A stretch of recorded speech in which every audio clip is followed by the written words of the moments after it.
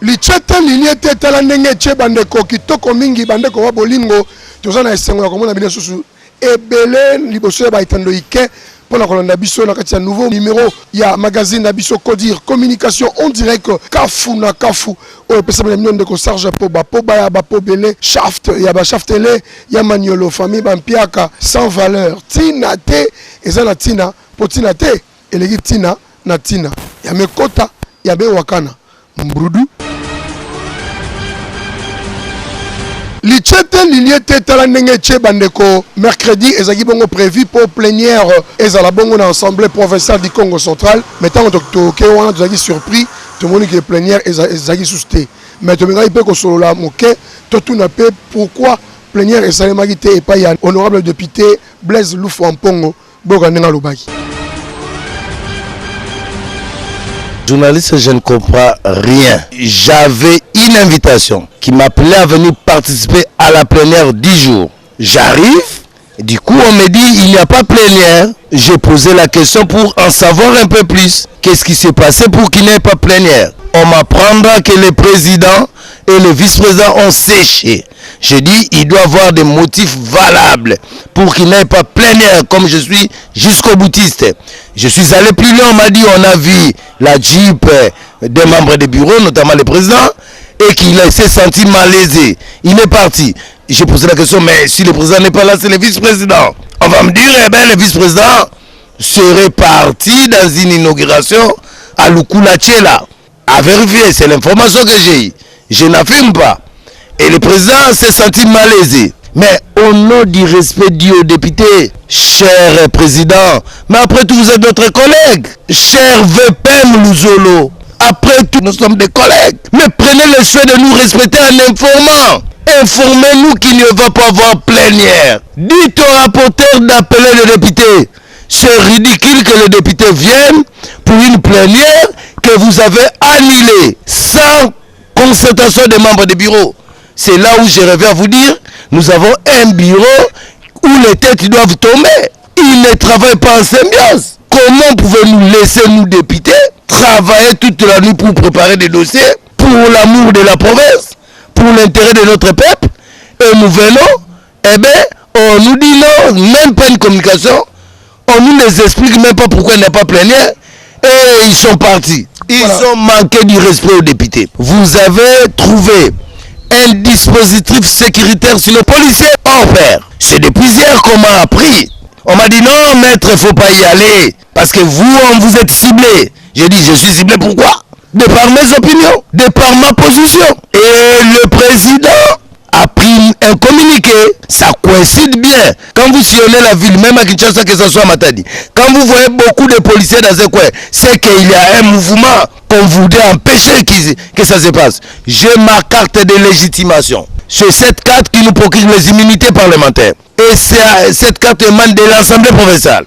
C'est signé par le docteur Matoussi l'honorable. Regardez ce qui est dit dans cette carte parce que c'est un principe constitutionnel. Aucun parlementaire ne peut être poursuivi, recherché, arrêté, détenu ou jugé en raison des opinions ou votes émis par lui dans l'exercice de ses fonctions. Vous comprenez la quintessence de ce que je dis. Aucun parlementaire ne peut être en cours de session, être poursuivi ou arrêté, sauf en cas de flagrance qu'avec l'autorisation de l'Assemblée provinciale. Je ne me limite que là. La stipulation de l'article 107 de notre Constitution.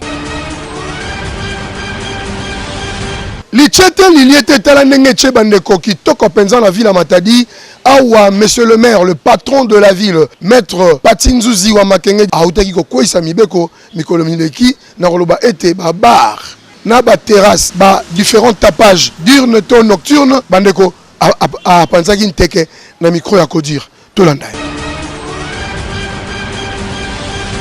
et bani na mboka na biso que mibeko ya tapage diurne to nocturne ezali Il a ici que tapage ezali interdit. Nyoso comme yango tapage. Moussa na biso zani ko accompagner tata mokonzi ya mboka.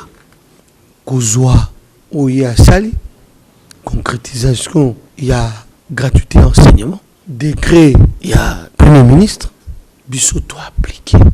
Ndi Moussa na biso. Ngai maire de la ville. Na kwesili ba bourgmestre, kwesili na commandant ya ville.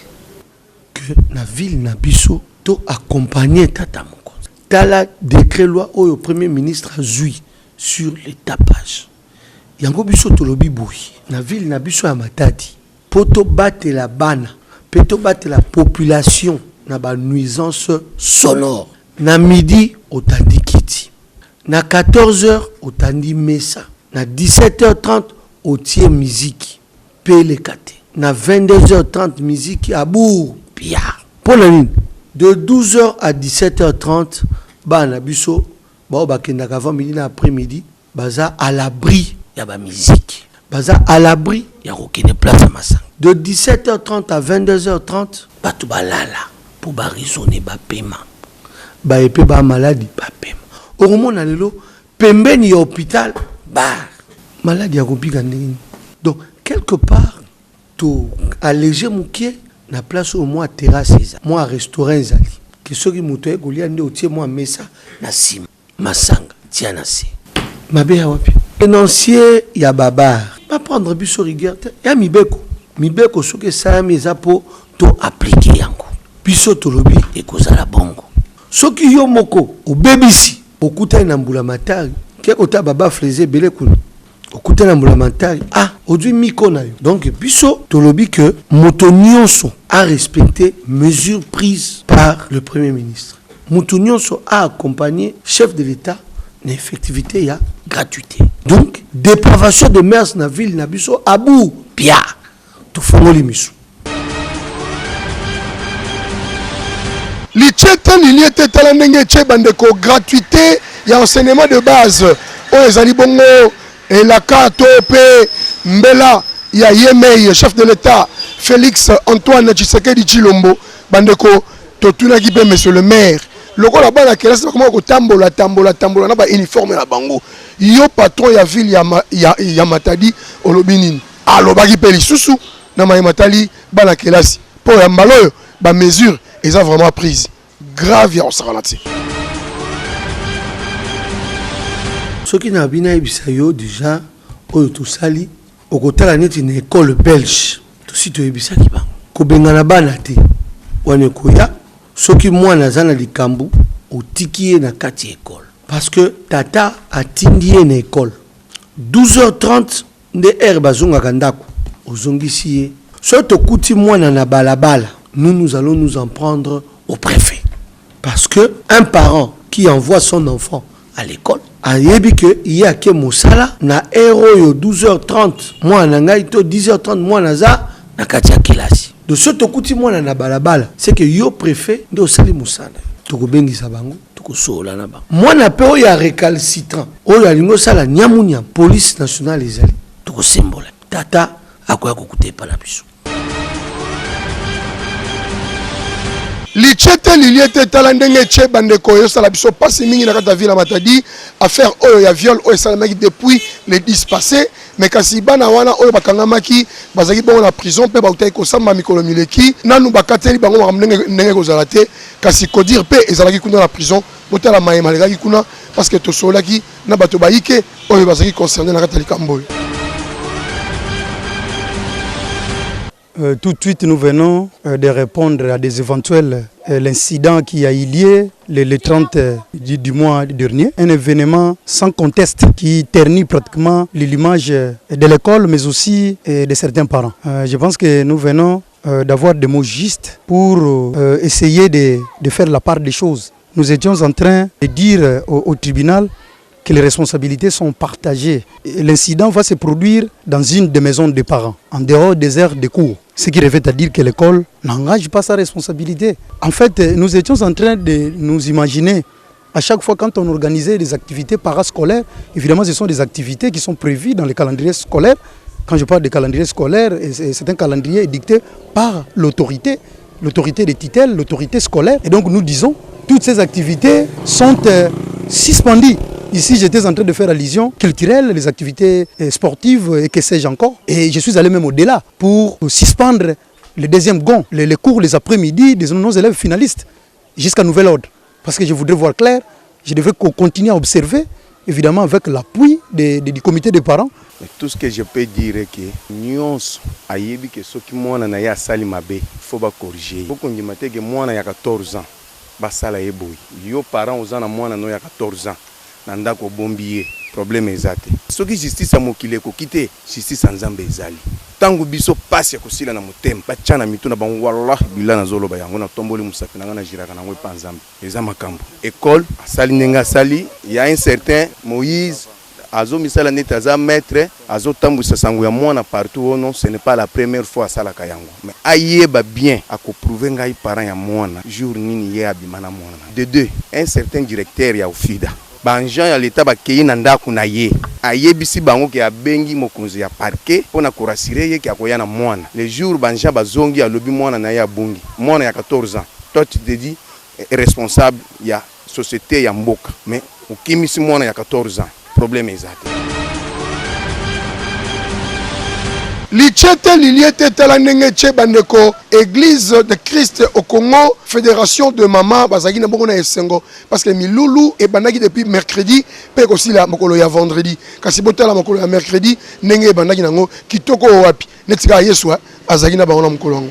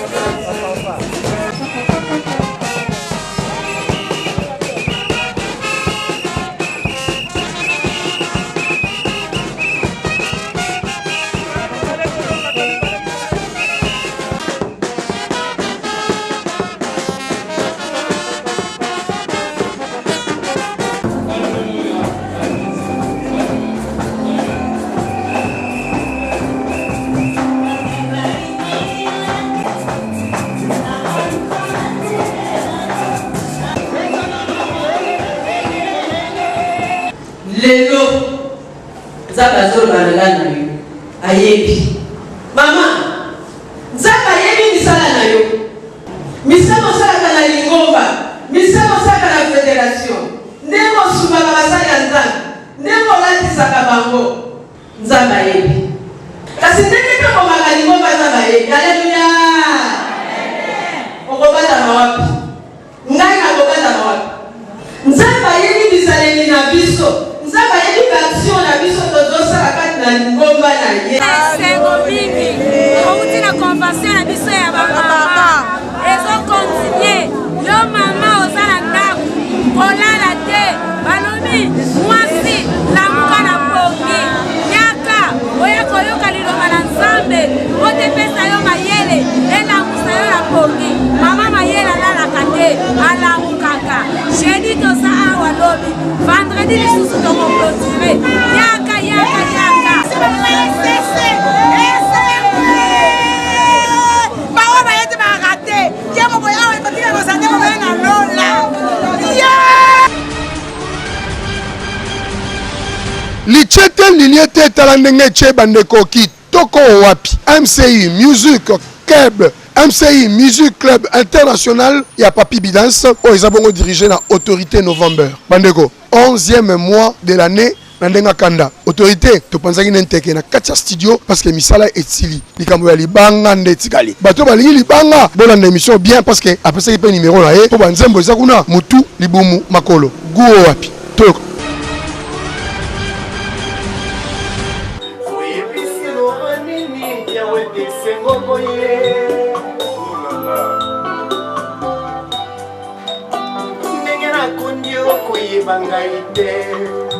Nathalie Miroir natangisi pinsoli ata pasi alino emusana te ata lutu adile ya nourrissant apetikenda mosika ozongisango nde vrai problème. Bonsoir ou bonjour, selon l'heure à laquelle vous nous captez, bien sûr, nous sommes Codir Communication en direct, Kafu Nakafu. Aujourd'hui, nous avons donc l'honneur de vous présenter ce groupe MCI Music Club International dans ces studios pour enregistrer leur nouvel album, nouvel opus, bien sûr. Alors, nous allons nous entretenir avec Autorité, qui se trouve entre les responsables numéro 1 de ces groupes. Avec lui, nous allons un peu aborder sur tous les sujets et entrer à la sortie ou également la promotion de ces nouvelles opus. Bien sûr, nous sommes à la commune de Matadi, vers l'hôtel Solis, et nous ne sommes pas trop loin de notre bureau Codir Communication en direct. Nous allons donc faire notre entrée au studio pour voir comment ça se passe avec le groupe MCI. Voilà, le groupe MCI est là. Le groupe MCI est là. Il est en train d'enregistrer. On va le surprendre comme ça. Et voilà donc c'est l'entrée. Oh, artiste. Artiste, c'est bon. Vraiment, ça semble aller. Hein? Des gars travaillent. Salutation trop na bana Congo central ba tout bazui chance ya kolanda biso na minute so na kata studio to travailler no mo bomuni kaka donc ba mbote belé pendant bino na ba parler mettre à l'aise ma voix mou le bâtonner bo sanité fait na ngai Jansi Mabonso le meilleur déclarant donc déclarant o azana mbongo na ye donc ba salam ya trop pendant bino na ba moi c'est la douceur tout ça to pesa marambu de gave yo munika mambongo na kutana na autorité donc bala Matadi bala Congo central bana monde entier. Ceux qui besoin de Mikolo, qui ont coiffé tout, et que tout se taire. Parce que Monique et responsabilité en Mboka. Il faudrait que Moutongo et Morazo n'a pas ça dans ma solo. Il y a donc autorité novembre. Donc, souka na idéologie. Yambalo, tu comprends Bango. Autorité, bonsoir. Oh, bonsoir Gino, ça va? On sait déjà, non? Vous êtes déjà en plein studio. Bon, c'est quoi? Boulot. Tala. Omoni erozo katawana donc yazo si ça ramba mo ya bandi place on comprend là ko tike bongo te voilà azala direct que to couture dans ta boulot là mais tout ça obligé toujours parce que temps dans les amoukier alors d'abord on peut ça au moins mboté ton mode d'entrée na bateau tout balinga na bateau merci na on Codir ndebogiti sur le terrain musala o esenga boyo faut zala sur le terrain et vous êtes là. Merci pour la bino. Vous pensez na biso. Vous écoutez biso en plein boulot. Tout à l'heure depuis 8h du matin, tu suis au travail gara. Pour t'offrir bana Matadi mbalo et l'or moya bien puis bana Congo mbé l'or moya kitoko.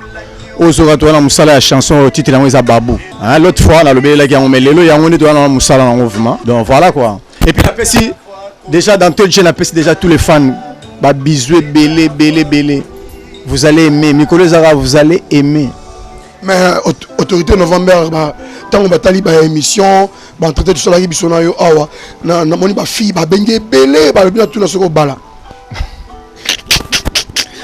Jino avec ta gâte ba kao kaka. T'es to boy ba chéri Mikolo mais on va solo que la bateau. Vous tirez la salle en musala. To so là qui na yo motali nouvelle option na système donc deux singles. Au bois qui moro après 2 mois au bois qui moro.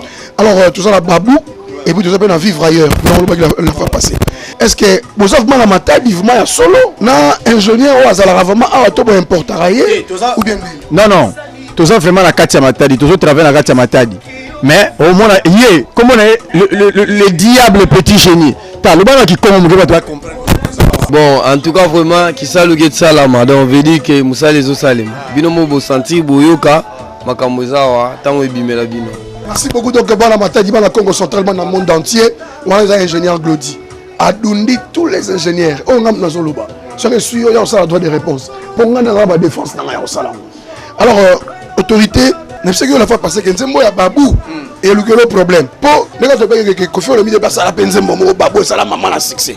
Alors question on a posé on a ta plateau c'est quand il faut un peu balober en sous habiter a confirmer biso pourquoi il est abangité ko tia Babou au lieu de Babou pengani to Babou kinzamvoete to Babou nani asu peka na Babou nega confiance ko ida Babou a le benefice particularité à Babou wanani mais l'autre fois le baki yango donc mutu soko fa na parler aye baraté azane pe Babou on comprend la parler ebité ke ye place Babou o ça pe bazola bungila siko su bazola na bungila no kangise c'est le Babou do Babou bazé belé bazola te ke bango ne ba Babou micro faut contrôler ba non na ba poste non au moins on s'en pe Babou mais concernant le caractère à Babou ti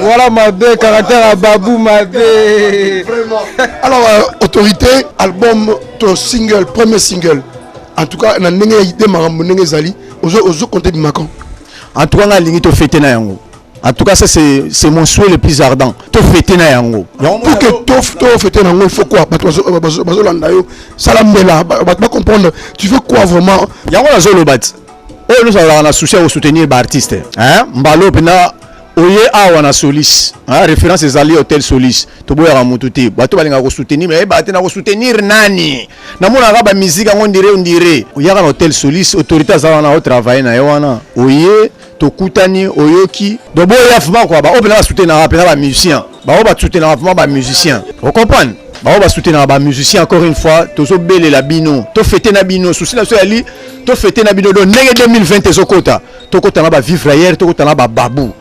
Et vous allez sentir cette différence. Franchement, c'est que l'autre fois que ma solo ou yambalo, tu vas comprendre pendant que vekala ou tamatadi.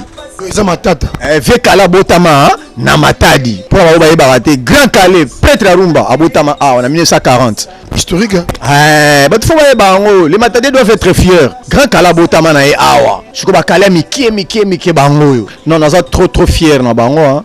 D'ailleurs, l'équipe est tellement réduite que nous toujours sous PSAE importance à la santé pour ça très très utile. Donc au côté à ça muto ayebi musala na to lingi na so babilo ka ba nombre ba te belete finalement on ne sait pas découvrir là où les qualités de chacun.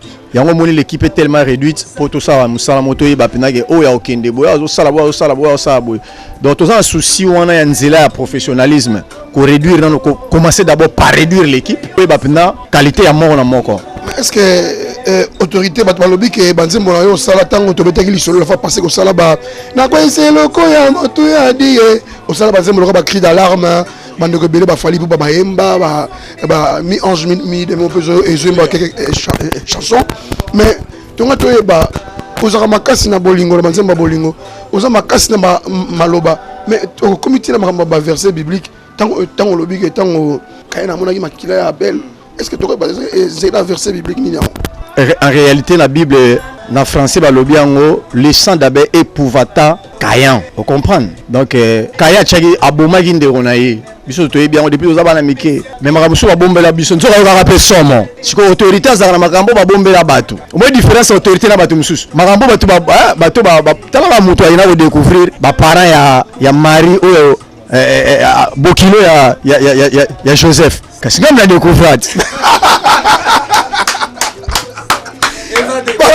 Voilà Congo, voilà Nyakodi, voilà nous découvert. Donc mère na père ya Marie. Oh yaka Sainte-Anne, Sainte-Anne on yaka maman donc koko mwasi ya Jésus. Kasi to ka église Sainte-Anne te koko bar na yi. Siko autorité différence ne yango la kendeke siko batu baloba na bango te wana. Est-ce que tu vas qui parler ba on tenga siko na yaka wana. Après tu vas dire azape la baboti na ye, ala na baboti na ye. En tout cas, alors nous appelons Dino Tempo donc Mikolo chef Nabiso. Chef Nabiso. Hein? Il est chef Nabiso. Alors tu fais Motelis. Ouais, Mbote a trouvé dans ya ba po belé, Dino Poba. Bon, au piso vraiment vaisseau to lobby vraiment. Vous allez aimer toujours mise à jour. Autorité vous a vraiment occupé. Tous yeux moi tant mon donc ingénieur la linga peut public déjà comprendre public déjà comprendre que Matadi Chouazana moi na mora mystique jeune très suspect les diables petit génie aza mystique il est grand et petit génie gata comme père aux années petit génie pour ami qui tisse fort ato moni père juro moni père azanega obisonga petit génie ga diable petit génie autant ce qu'on a autorité novembre na ebité jin soki bosi bolemba musique na niveau ya Congo central to na niveau Matadi to pesi bino tango bo mega kosukola su matoi po boyoka oyo ya mbalo eza vraiment mabe eza matata ya kosakana te na ndenga kuludimba ya mekota ya mewakana bato balinga ke babwaka bango ke moi libanga na kata nini ke ozo pe valeur batanga ba dédicace ils ont déjà j'espère. Ouais, tout suite au côté de Ngamba va dédicace, village va dédicace, nga tout dédicace, obinga na to sona na Ngamba dédicace libanga. Je suis trop fier de libanga. Dédicace eza mutu hein et outi eza terme moko et outi occident ya pena libanga. Pourquoi libanga? Encore Gino ba sous autorité linga obimisa ba moza la raté. Pourquoi libanga na boy na dédicace? Libanga ça n'a jamais existé dans le monde. Tant que le logo existait te koti, il faut garder comme le logo wana. Vous comprenez? Écoute un dictionnaire musical, pourquoi pas? Et ça libanga.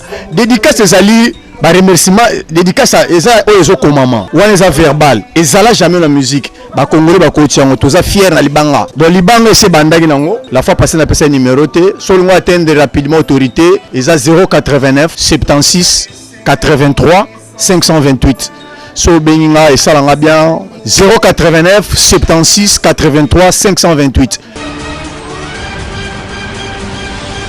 Lichete liliete talandenge che bandeko libota ya kodire communication en direct ezali ko kabola mawa elongo na biso bandeko to chaîne concert et partenaire na biso RTA Radio Télé Atlantique bango ba uti ko perdre peto uti ko perdre patron na biso pe papa na biso na kombo ya papa Mbelolo bandeko bolanda ko communiquer oyo tuza ko kabola mawa elongo na bandeko nyonso peto yebike corporation nyonso mobimba ya Congo central to pe ya Matadi ezabo na mawa tolanda.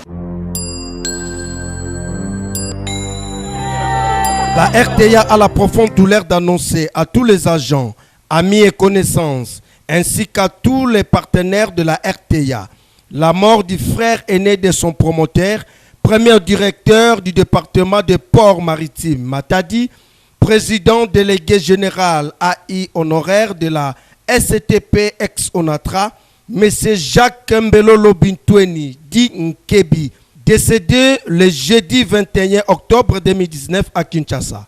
Le corps se trouve placé à la morgue de cinquantenaire à Kinshasa. La sortie est prévue pour le samedi 23 novembre 2019 pour le funérarium, la salle de la Miséricorde à Kinshasa. Dimanche 24 novembre 2019, arrivée du corps à Matadi et exposition dans la salle Ntsona. Lundi 25 novembre 2019 à 11h, levée du corps pour l'inhumation au village Nzwengi, secteur Kinkenge.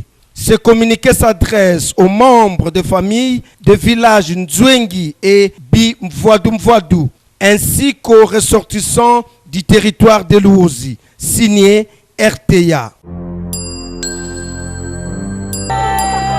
Communiqué nécrologique. Libota ya pepe kubika eza na mawa ya koyebisa na baambi et connaissance liwa ya l'équipe mona na bango oyo ayebanaki na kombo ya Blanchard Kubika oyo akufaki mokolo ya mercredi 13 novembre 2019 na Kinshasa. Nzoto ya Mowei ekokoma na Matadi mokolo ya samedi 23 novembre 2019 ekozala exposé na salle ya Ciné Palace na commune de Matadi pe ekokundama mokolo ya dimanche 24 novembre 2019 na cimetière ya Bokode. Kasi matanga ezo salema na tomate vers Mbangi na résidence ya Pepe Kubika. Boyei malamu na bino nyonso.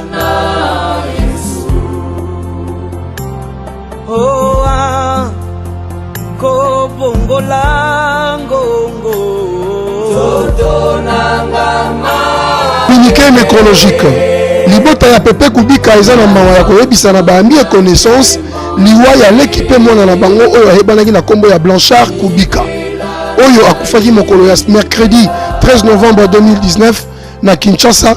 Nzoto ya Mowei ekokoma na Matadi mokolo ya samedi 23 novembre 2019 ekozala exposé na salle ya Ciné Palace na commune de Matadi pe ekokundama mokolo ya dimanche 24 novembre 2019 na cimetière ya Bokode. Kasi matanga ezo salema na tomate vers Mbangi na résidence ya Pepe Kubika. Boyei malamu na bino nyonso.